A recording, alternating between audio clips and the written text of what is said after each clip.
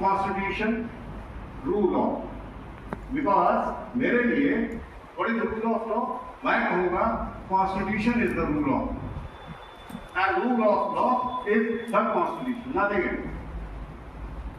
Supreme court ने भी कहा था केंद्रीय रामलीला मैदान केस में 2012 में, तो इनका था बाबा जी का अपने क्या बोलते हैं योग बाबा राम जी, उसमें सुप्रीम कोर्ट ने बिल्कुल यही सेंटेंस बोला।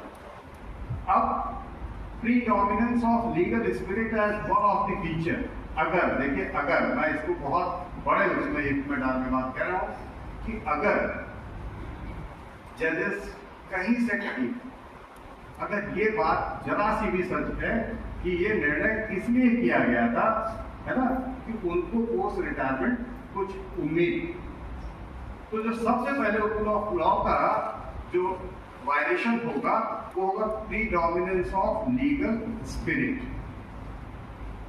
जो विधिक भावना है उसका उल्लंघन होता हुआ दिखेगा, विधिक भावना से ऊपर जाएगा। Rule of law, rule by law and rule of man, ये तीन अलग अलग बातें हैं। समय नहीं है, नहीं तो मैं इसमें आप लोगों से कोई और भी चर्चा करें, है ना। I am completing madam. तीसरा, दो मैंने बताया rule of law, separation of power. तीसरा है कॉन्स्टिट्यूशनल मोरालिटी। कॉन्स्टिट्यूशनल मोरालिटी को लेकर के डॉक्टर अम्बेडकर ने कॉन्स्टिट्यूशन असेंबली में कहा था कि हमारी कॉन्स्टिट्यूशन जो है वो एक लीगल कम मॉरल सेंटिमेंट्स का document, it is a blend of moral and legal principal constitution. इसलिए भले से ये असंवैधानिक ना हो, किंतु नैतिक रूप से ये कहीं ना कहीं सोचने को मजबूर कर। इसी प्रकार से last principle constitutional morality and what is the rule of law, constitutional morality and constitutionalism, these are the four broad principles of independence of judiciary, without which judiciary cannot work. मेरा एक सिर्फ लास्ट एक suggestion है कि there is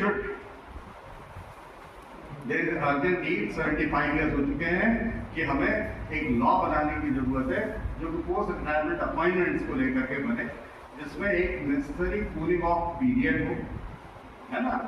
और दूसरी चीज, अब जैसे हम लोगों की सबकी एज बढ़ गई, लॉन्गेविटी बढ़ गई, मेरे कहने का मतलब रिटायरमेंट की एज आदमी हो जाती है 60 ईयर 65 ईयर, बट आदमी कई वर्षों तक जीवित रहता है।